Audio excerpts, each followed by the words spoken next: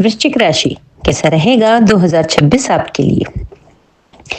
2026 में कई बड़े ग्रहों के बदलाव और राशि परिवर्तन से आपके पूरे साल पर क्या असर पड़ेगा। विशेषकर इस पूरे साल में शनि मीन राशि में रहेंगे पूरा साल।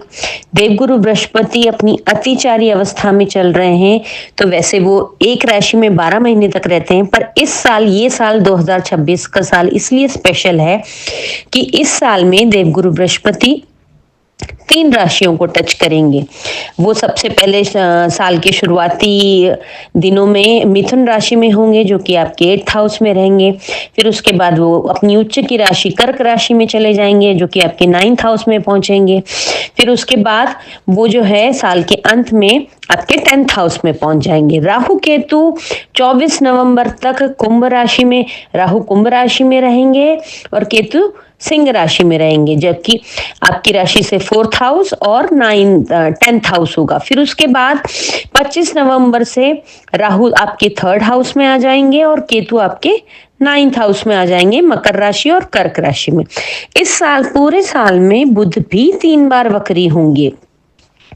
सबसे पहले बुध 26 फरवरी को वक्री होंगे कुंभ राशि में, जो कि आपकी राशि से 4th हाउस में रहेंगे।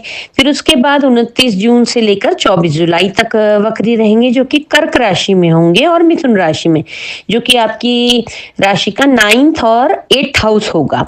फिर उसके बाद वो वक्री होंगे 24 अक्टूबर से 13 नवंबर तक, जो कि आपकी राशि का 12th हाउस होगा। इस पूरे साल में एक और चीज विशेष होगी, वैसे साल में सिर्फ 2 ही ग्रहण होते हैं 6-6 महीने के अंतराल से। एक सूर्य ग्रहण होता है, एक चंद्र ग्रहण होता है, लेकिन इस पूरे साल में 4 ग्रहण होंगे। 2 सूर्य ग्रहण होंगे, 2 चंद्र ग्रहण होंगे। पहला सूर्य ग्रहण होगा 17 फरवरी को और पहला चंद्र ग्रहण पड़ेगा 3 मार्च को। उसके पूरे 6 महीने बाद ऑलमोस्ट 12 अगस्त को दूसरा सूर्य ग्रहण होगा और दूसरा चंद्र ग्रहण 28 अगस्त को होगा।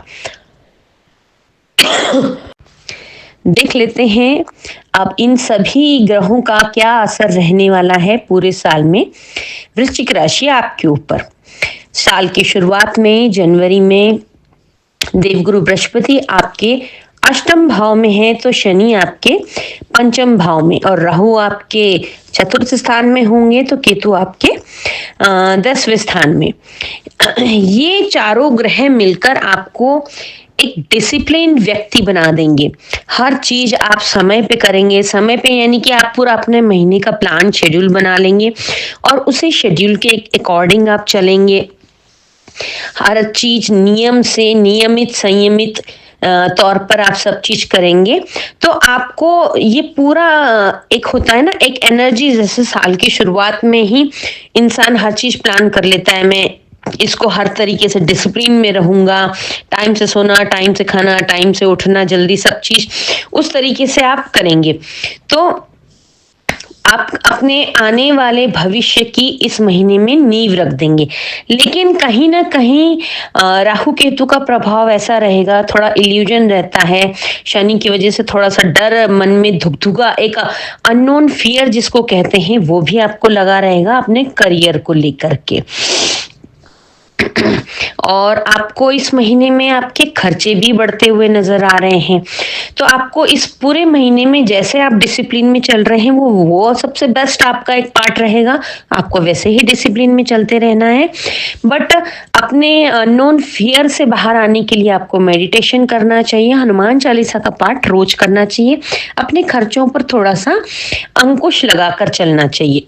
तो आने वाला भविष्य आपके लिए, आने वाले कुछ महीने बहुत अच्छे साबित होंगे। उसके बाद बात कर लेते हैं फरवरी महीने की।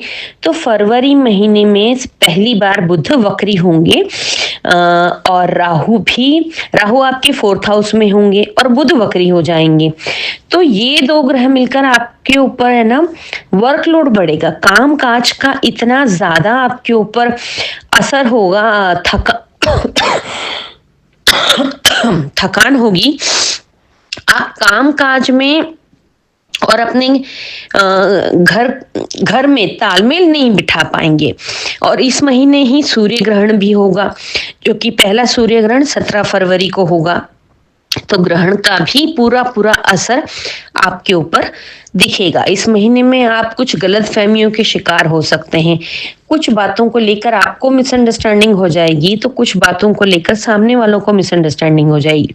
बुध जब भी वक्री होते हैं, कम्युनिकेशन में गैप लेके आते हैं। जो आप कम्युनिकेट करते हैं वो सामने वाला क्लियरली समझ नहीं पाता है। इसलिए आपको कम्युनिकेट करते समय विशेष ध्यान रखना है कि स्पष्ट रूप से स्पष्ट शब्दों का इस्तेमाल करें, जो कि आपको कहीं पर भी मिसअंडरस्टैंडिंग ना होने दे। फरवरी महीने में आपके लिटिगेशंस के मामले भी थोड़े उभर सकते हैं, यानी कि कोर्ट कचहरी के मामले भी आपको थोड़ा सा दिक्कत में ला सकते हैं। मानसिक तनाव आपको इस महीने में, आपके खर्चे भी बढ़ते हुए नजर आ रहे हैं। जनवरी में भी आपके खर्चे काफी रहेंगे और साथ ही साथ आपके फरवरी में भी खर्चे काफी ज्यादा रहेंगे। उसके बाद मार्च महीना आ जाएगा। मार्च के शुरुआती दिन में ही चंद्र ग्रहण आ जाएगा। 3 मार्च को चंद्र ग्रहण होगा, तो आपको ये इमोशनली बहुत ट्रिगर करेगा। बात कर लेते हैं मार्च महीने की। तो 3 मार्च को साल का पहला चंद्र ग्रहण पड़ेगा।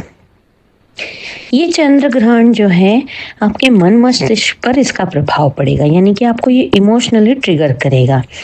साथ ही में बुध का मार्गी होना भी आपको कहीं ना कहीं चिड़चिड़ा बनाएगा, एक थोड़ा सा अग्रेशन जैसा लेकर के आएगा। लेकिन ये महीने के शुरुआती 15 दिनों तक ही ऐसा रहेगा। उसके बाद 15 मार्च के बाद चीज़ें सब ठीक होना शुरू हो जाएंगी, चीज़ें आपके कंट्रोल में आना शुरू हो जाएंगी। जनवरी फरवरी दोनों महीनों में आपके खर्चे बढ़ते हुए नजर आ रहे थे। मार्च के 15 मार्च के बाद आप अपने खर्चों पर नियंत्रण करते हुए नजर आ रहे हो, यानी कि आप अपने खर्चों को कंट्रोल कर लेंगे। साथ ही में आप अपने सारे पेपर वर्क में अपना ध्यान देंगे और जो भी इनकम्प्लीट है पेपर वर्क, वो सारे पेपर्स भी आप कंप्लीट करने में लग जाएंगे। उसके बाद आएगा अप्रैल महीना। अप्रैल में सूर्य और मंगल आपकी राशि से 6ठे भाव में आ जाएंगे, यानी कि आप फिर से जैसे मार्च के शुरुआती 15 दिन में डिस्टर्ब थे, वैसे अगेन आप इमोशनली डिस्टर्ब हो जाएंगे। थोड़ा सा आपको करियर में ग्रोथ को लेकर के आप परेशान रहेंगे, लेकिन इस महीने में आप अपने खर्चों पर अंकुश लगा लेंगे पूरी तरीके से। करियर आपका ठीक चलेगा, लेकिन फिर भी एक इमोशनली डिस्टर्ब होने की वजह से मेरा करियर कैसा रहेगा, क्या रहेगा, व्यर्थ की चिंताएं आपको सताती रहेंगी। अप्रैल महीने में आपके कॉम्पिटिटर काफी आपको खड़े होते हुए नजर आएंगे। इस महीने में आप खर्चों में तो अच्छी खासी कमी कर लेंगे, लेकिन हेल्थ की दृष्टि से कहीं कहीं पर आपके खर्चे होते हुए नजर आ रहे हैं। ओवरऑल फरवरी और मार्च की अपेक्षा आपका अप्रैल अच्छा जाएगा। उसके बाद मई महीना, मई महीने में देवगुरु बृहस्पति आपके अष्टम भाव से आपके नवम भाव की तरफ प्रवेश करेंगे, यानी कि ये आपके लिए गुड न्यूज साबित होती है। अष्टम का भाव थोड़ा कष्टकारी होता है, नवम भाव जो है वो भाग्य का भाव होता है। जैसे ही देवगुरु बृहस्पति आपके भाग्य भाव में नवम भाव में प्रवेश करेंगे, वहीं पर सूर्य आपकी राशि से सप्तम भाव में होंगे, तो आपके जो है समाज में नए नए लोगों से, बड़े बड़े उच्च अधिकारियों से अच्छे संबंध स्थापित होंगे। और नवम भाव में बैठे देवगुरु बृहस्पति भी आपको आपके जीवन के हर एस्पेक्ट में एक स्टेबिलिटी लेकर के आएंगे, विशेषकर प्रॉपर्टी से संबंधित काम हो, आपके फाइनेंस भी आपको ग्रोथ होते हुए नजर आएंगे। आपके खर्चों में भी आप काफी अपने आप को स्टेबल पाएंगे, जहां जरूरत है वहीं पर आप खर्चा करेंगे। आप एक कैलकुलेटिव तरीके से चलेंगे तो आप अपने खर्चों को 50% तक कंट्रोल कर लेंगे। साथ ही में भाग्य भाव में बैठे गुरु आपके अगर आप शादीशुदा हैं तो आपके जीवन साथी की किस्मत भी आपसे जुड़ जाएगी। तो इस अवधि में आप अपने वैवाहिक जीवन का भी काफी लुत्फ उठाते हुए नजर आ रहे हैं। इस महीने में आप अपनी सेविंग को भी खूब अच्छी तरीके से बढ़ा लेंगे। आपके नए कनेक्शंस की वजह से आपके बड़े बड़े काम होते हुए नजर आ रहे हैं। कोई अच्छी बड़ी डील क्रैक होती हुई नजर आ रही है, चाहे वो प्रॉपर्टी से हो, चाहे बिजनेस से रिलेटेड हो या गाड़ियों से हो, किसी से भी। ओवरऑल मई महीने से आपके अच्छे दिनों की शुरुआत हो जाएगी।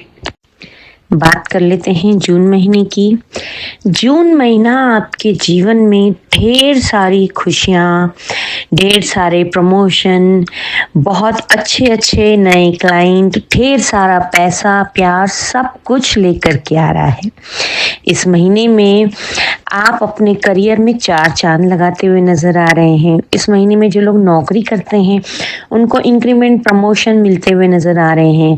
अगर आप किसी अच्छी जगह पर अपना ट्रांसफर चाह रहे थे तो आपकी मनचाही जगह पर ट्रांसफर भी होता हुआ नजर आ रहा है। आप ढेर सारी इस महीने में शॉपिंग भी करेंगे, कुछ बड़ी बड़ी चीजें भी खरीदेंगे, जैसे प्रॉपर्टी, गाड़ी और अपनी रूटीन की भी। लेकिन आपको खर्चे करते हुए बिल्कुल भी नहीं अखरेगा, क्योंकि लिए पैसे का आवागमन आपके पास सही तरीके से, व्यवस्थित रूप से चलता रहेगा। इस महीने में अगर आप बिजनेस में हैं तो आप बहुत सारे नए नए अपने लिए क्लाइंट जोड़ते हुए नजर आ रहे हैं। कंसल्टेंसी में है, वहां पर भी आप नए नए क्लाइंट जोड़ते हुए नजर आ रहे हैं। आपको प्रॉपर्टी डीलिंग का अगर आप काम करते हैं तो उसमें भी आपके पास कई सारे ऐसे ऑफर आ रहे हैं खरीदने के और बेचने के, जिससे आप ढेर सारा मुनाफा कमा सकते हैं। अब बात कर लेते हैं जुलाई महीने की। जुलाई महीने में जैसे बुध ग्रह जो है 24 जुलाई तक वक्री स्थिति में ही रहेंगे, और इस महीने में 27 जुलाई को यानी कि महीने के एंड में शनिदेव भी वक्री हो जाएंगे। तो आपको इस पूरे ओवरऑल जुलाई महीने में आप अपने अंदर कुछ नया सीखने की एक इच्छा जागृत होती हुई आपको नजर आएगी। चाहे आप ऑनलाइन कोई नया कोर्स करें या आप कुछ अपने रिश्तों से ही आपको कुछ नया सीखने को मिले। लेकिन इस महीने में थोड़ा सा ये दिक्कत रहेगी कि मिसअंडरस्टैंडिंग के आप शिकार हो सकते हैं। आपने कहीं पर किसी को बोला कुछ और किसी ने समझा कुछ, तो इस पर आपको थोड़ा विशेष ध्यान रखने की आवश्यकता है।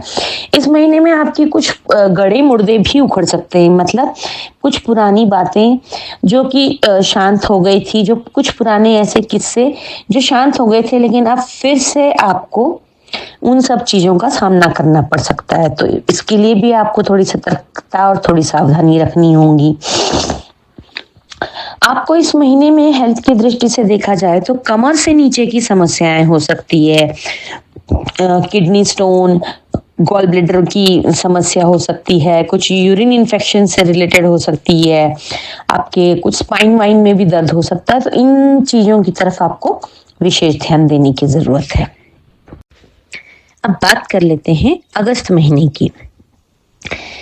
अगस्त में इस साल के अब बचे हुए दो सूर्य ग्रहण पड़ेंगे। पहला ग्रहण पड़ेगा 12 अगस्त को जो सूर्य ग्रहण होगा, और दूसरा ग्रहण पड़ेगा 28 अगस्त को जो कि चंद्र ग्रहण होगा। और अगस्त महीने में इन दोनों ग्रहण का आपके ऊपर पूरी तरीके से प्रभाव दिखेगा।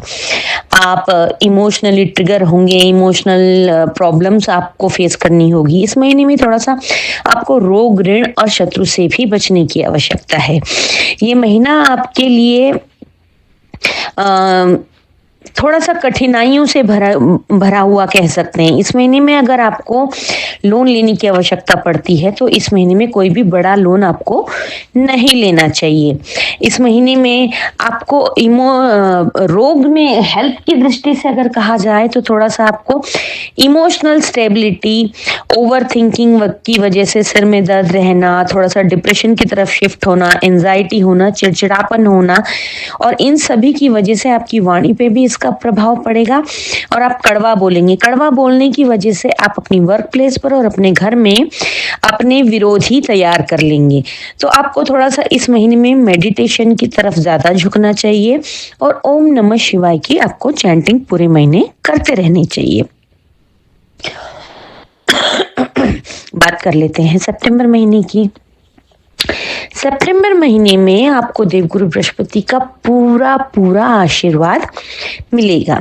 आपके लिए देवगुरु बृहस्पति इस महीने में पूरी तरीके से आपके हर क्षेत्र में, चाहे वो आपके घर में हो, आपके वैवाहिक जीवन में हो, आपके प्रेम संबंधों में हो, आपका व्यापार हो, या आप अगर जॉब करते हैं तो आपकी जॉब में, हर जगह एक स्टेबिलिटी, एक स्थिरता लेकर के आएंगे। और इस स्टेबिलिटी की वजह से आप अपने आप को बड़ा ही आपको पीस ऑफ माइंड मिलेगा। जो पिछले महीने में आपकी मन मस्तिष्क की शांति जाती रही थी, इस महीने में आप अपने आप को बहुत शांत, बहुत कूल महसूस करेंगे, बहुत फुलफिल महसूस करेंगे। अक्टूबर महीना, अक्टूबर में देवगुरु बृहस्पति भी अपना राशि परिवर्तन करेंगे और बुध ग्रह भी तीसरी बार वक्री होंगे। बुध आपके तीसरी बार वक्री होंगे 12वें भाव में, यानी कि ये व्यय का, खर्चों का भाव होता है। तो इस महीने में आपके खर्चे तो होना निश्चित रूप से ही है। इस महीने में आपको काम कारोबार में अपनी सतर्कता रखनी होगी, विशेषकर ध्यान दे करके काम करना होगा। इस महीने में आप लोग जो है ना, आपके काम में कोई नुक्स निकालने की या फिर आपका वर्क पैटर्न क्या है उसको विशेषकर नोटिस करते रहेंगे लोग, और आपको समझ में नहीं आएगा कि क्या हो रहा है, मैं कहीं लेफ्ट आउट तो नहीं फील हो रहा हूँ, या फिर मैं कुछ गलत तो नहीं कर रहा हूँ। जैसे हमें महसूस होता है कि कोई हमें देख रहा होता है तो हमें पता चल जाता है कि ये मेरे पास कुछ अलग तरीके से देख रहा है। तो ये चीज आपके साथ इस महीने में होगी। इस महीने में वर्कलोड भी अच्छा खासा रहेगा आपके ऊपर, खूब सारा काम का प्रेशर रहेगा। काम के प्रेशर की वजह से शारीरिक थकान भी रहेगी, एंजाइटी, चिड़चिड़ापन भी रहेगा। इस महीने में केतु आपको अध्यात्म से भी जोड़ेंगे। आपका मन करेगा भगवान की शरण में जाया जाए, मतलब कुछ ऐसा आपको फील होगा कि कोई ऐसी एक स्पिरिचुअल पावर से मैं जुड़ जाऊं जिससे मुझे बड़ा सुकून मिले और मैं आगे बढ़ने का रास्ता भी नजर आए। अब बात कर लेते हैं नवंबर महीने की। नवंबर महीने में बृहस्पति जो है आपके 10th हाउस में पहुंचेंगे, यानी कि आपके कर्म क्षेत्र में, वर्क प्लेस पर। तो जब बृहस्पति आपके 10वें भाव में पहुंचेंगे और बुध आपकी राशि के 12वें भाव में होंगे, तो और 25 नवंबर को राहु केतु का भी राशि परिवर्तन होगा। नवंबर महीने में ये 4 ग्रहों का राशि परिवर्तन, ग्रह गोचर आपके ऊपर, आपके काम कारोबार के ऊपर, आपकी फैमिली के ऊपर, सभी चीजों पे एक अलग सा असर डालेगा। मतलब आपको हर चीज में, अपने काम में भी आप कुछ चेंज करते हुए नजर आएंगे, घर में भी आप कुछ चेंज करते हुए नजर आएंगे, कुछ चीजें हटाते हुए, कुछ चीजें ऐड करते हुए, अपने बिजनेस को जहाँ ज्यादा खर्चे हो रहे हैं वहां कुछ कम करते हुए, जहाँ जरूरत है वहां कुछ ऐड करते हुए, इस तरीके से आपका पूरा नवंबर महीना रहेगा। नवंबर महीने में आपकी छोटी मोटी यात्राएं भी होंगी, उन यात्राओं से आपको अच्छा खासा लाभ भी नजर आ रहा है।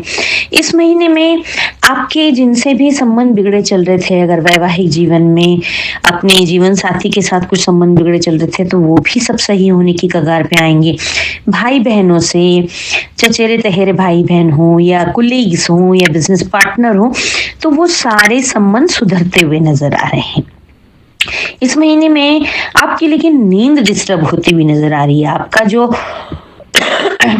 नींद ना होने की वजह से एक सर भारी रहना और एंजाइटी, चिड़चिड़ापन रहना, वो इस महीने में आपका रहेगा। बात कर लेते हैं दिसंबर और 2026 का अंतिम महीना, दिसंबर महीना आपके लिए कैसा रहेगा। दिसंबर महीने में देवगुरु बृहस्पति आपके 10th हाउस में, यानी कि आपके कर्म क्षेत्र में, कामकाज के भाव में रहने वाले हैं। वहीं पर शनिदेव भी 11 दिसंबर से मार्गी हो जाएंगे और राहु आपके 3rd हाउस में प्रवेश करेंगे। तीसरा भाव में जब राहु होते हैं तो आपको वो, आपका सबकॉन्शियस माइंड ज्यादा जाग जाता है उस अवधि में, यानी कि कुछ चीजें जो होने वाली हैं उनका पहले से आभास होना, ये चीज आपको फील होगी। अच्छा या बुरा किसी भी प्रकार का आपको अनुभव आ सकता है, बट आपको कुछ आभास होने लगेगा, क्योंकि नवंबर में आप थोड़ा सा स्पिरिचुअल हुए, आपका मन हुआ कि अध्यात्म की तरफ शिफ्ट हुआ जाए, टर्न हो जाएंगे आप, और वो अध्यात्म का लेवल आपका कुछ इस तरीके से अच्छा पॉजिटिव वे में जाएगा कि आपको दिसंबर में पूर्वाभास होने लगेगा। वो क्या क्या कहते हैं, डेजा वू आपको होने लगेगा कि पहले से होने वाली घटनाओं का पूर्वाभास, वो अच्छी भी हो सकती है, बुरी भी हो सकती है। तो आपके जीवन में ये एक चेंज आएगा। आप अपने बृहस्पति अपने कर्म क्षेत्र में बैठकर आपसे खूब सारा काम करवाएंगे और डरिए मत, वो सारा काम पॉजिटिव वे में होगा। आप प्रॉपर्टी भी बना चुके होंगे, आप अच्छा खासा फंड भी कहीं ना कहीं सेव करते हुए नजर आ रहे हैं, अपने नए जीवन की प्लानिंग करते हुए भी नजर आ रहे हैं।